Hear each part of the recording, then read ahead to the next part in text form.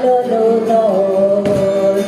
Dumaan man ako sa apoy, di ako masusunog. Magpuri ka sa gitna ng iyong mga problema.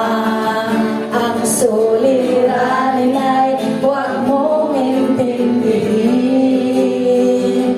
Lumaban ka sa mga pagsubok. Kumilos ka sa mga problema. Huwag pag-alala, may kasama ka. Di ka niya iiwan. Magpaka